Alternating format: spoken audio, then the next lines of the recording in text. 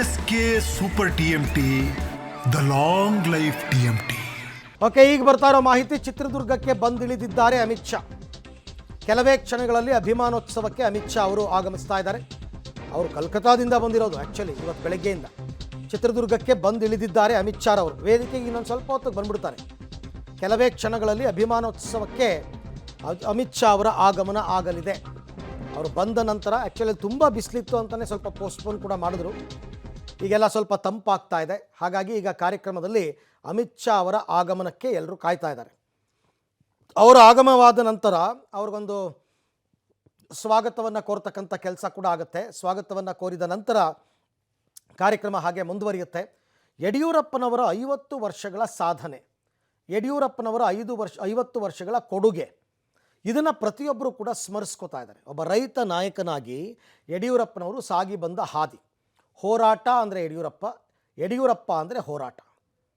ಆ ನಿಟ್ಟಿನಲ್ಲಿ ಸಾಗಿ ಬಂದಂತಹ ವ್ಯಕ್ತಿತ್ವ ಅವರದ್ದು. ಹಾಗಾಗಿ ಎಲ್ಲರನ್ನೂ ಇಲ್ಲಿ ಯಾವುದೇ ಭೇದ ಭಾವ ಮಾಡಿಲ್ಲ, ಯಾವುದೇ ತಾರತಮ್ಯ ಮಾಡಿಲ್ಲ. ಎಲ್ಲರನ್ನೂ ಕೂಡ ಕಾರ್ಯಕ್ರಮಕ್ಕೆ ಆಹ್ವಾನಿಸಲಾಗಿದೆ. ಆಮೇಲೆ ಕೆಲವರು ವಾಲಂಟಿಯರ್ ಆಗಿ ತುಂಬ ಜನ ಅಭಿಮಾನಿಗಳು ಯಡಿಯೂರಪ್ಪನವ್ರಿಗೋಸ್ಕರನೇ ಕಾರ್ಯಕ್ರಮಕ್ಕೆ ಬಂದಿದ್ದಾರೆ. ಲಕ್ಷಾಂತರ ಜನ. ಇದನ್ನು ನೀವು ಶಕ್ತಿ ಪ್ರದರ್ಶನ ಅನ್ನೋಕ್ಕಾಗಲ್ಲ. ಅಭಿಮಾನದಿಂದ ಬಂದಿರತಕ್ಕಂಥವ್ರೆಲ್ಲರೂ ಕೂಡ. ಹೇಗೆ ದಾವಣಗೆರೆಯಲ್ಲಿ ಸಿದ್ದರಾಮೋತ್ಸವ ನಡೀತು, ಆಗ ಯಾವ ಪರಿಪ್ರಮಾಣದಲ್ಲಿ ಅವರ ಬೆಂಬಲಿಗರು, ಅವರ ಅಭಿಮಾನಿಗಳು ಬಂದಿದ್ದರು, ಇದು ಹಾಗೇನೆ. ಸೊ ಹಾಗಾಗಿ ಯಡಿಯೂರಪ್ಪನವ್ರ ಮೇಲಿನ ಪ್ರೀತಿಯಿಂದಾಗಿ ಎಲ್ಲರೂ ಕೂಡ ಆಗಮಿಸಿರ್ತಕ್ಕಂಥದ್ದನ್ನು ಗಮನಿಸ್ತಾ ಇದ್ದೀರಾ. ಆದಷ್ಟು ಬೇಗ ಇನ್ನೇನು ಕೆಲವೇ ನಿಮಿಷದಲ್ಲಿ ವೇದಿಕೆಯ ಮೇಲ್ಭಾಗಕ್ಕೆ ಕೇಂದ್ರ ಗೃಹ ಸಚಿವರು ಅಮಿತ್ ಶಾ ಅವರ ಆಗಮನ ಆಗುತ್ತೆ. ಚಿತ್ರದುರ್ಗದ ಈ ಒಂದು ಬಯಲು ಇವತ್ತು ಇಡೀ ಕರ್ನಾಟಕದ ಸಮಸ್ತ ಜನರ ಒಂದು ಸಮಾವೇಶದ ಸ್ಥಳವಾಗಿದೆ.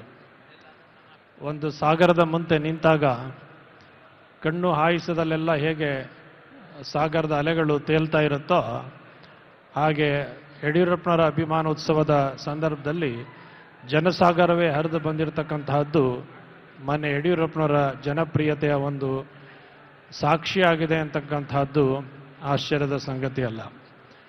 ಒಂದು ಪುರಸಭೆಯ ಸದಸ್ಯರಾಗಿ ಸೇವಾ ಕಾರ್ಯವನ್ನು ಪ್ರಾರಂಭ ಮಾಡಿ ಜನರ ನಾಡಿ ಮಿಳಿತಗಳನ್ನು ಅರಿತು ಕರ್ನಾಟಕದ ಮುಖ್ಯಮಂತ್ರಿಗಳಾಗಿ ಇವತ್ತು ಆಡಳಿತಾರೂಢ BJP ಪಕ್ಷದ ಕೇಂದ್ರ ಕಾರ್ಯಕಾರಿ ಸಮಿತಿಯ ಸದಸ್ಯರಾಗಿಯೂ ಕೂಡ ನಿರಂತರವಾಗಿ ಮಾರ್ಗದರ್ಶನ ಮಾಡುವ ಮಟ್ಟಕ್ಕೆ ಏರಿದಂತಹ ಒಬ್ಬ ಗ್ರಾಮೀಣ ಪ್ರತಿಭೆ ಅಂತಂದರೆ ಇವತ್ತು ಅಭಿನಂದಿತರಾಗ್ತಾ ಇರುವ BS ಯಡಿಯೂರಪ್ಪನವರು ಅಂತಕ್ಕಂಥದ್ದು ಇಡೀ ಸಮಸ್ತ ಕನ್ನಡಿಗೆ ಅಭಿಮಾನವನ್ನು ಉಂಟು ಮಾಡ್ತಕ್ಕಂತಹದ್ದು. ಅವರು ಜನಾನುರಾಗಿಗಳು, ಜನಪ್ರೀತಿಯುಳ್ಳವರು, ಜನರ ಪ್ರೀತಿ ವಿಶ್ವಾಸಗಳಿಗೆ ಪಾತ್ರರಾಗಿರ್ತಕ್ಕಂಥವರು. ಕರ್ನಾಟಕದ ಬೆರಳೆಣಿಕೆಯ ಸದಾಕಾಲ ಜನರ ಪ್ರೀತಿಯನ್ನು ಗಳಿಸಿರುವಂತಹ ಅಪರೂಪದ ವ್ಯಕ್ತಿಗಳಲ್ಲಿ ಯಡಿಯೂರಪ್ಪನವರು ಕೂಡ ಒಬ್ಬರು ಅಂತಕ್ಕಂತಹದ್ದು ಇಡೀ ಕರ್ನಾಟಕದವರಿಗೆ ಅಭಿಮಾನವನ್ನು ಉಂಟು ಮಾಡುವಂತಹ ಸಂಗತಿಯಾಗಿದೆ. ಇವತ್ತು ಇಲ್ಲಿ ಲಕ್ಷ ಸಂಖ್ಯೆಯಲ್ಲಿ ಜನ ಸೇರಿದ್ದಾರೆ. ಅವರು ಇಲ್ಲಿ ಸ್ವಾಮೀಜಿಯವರೆಲ್ಲ ಮಾತನಾಡಿರ್ತಾರೆ.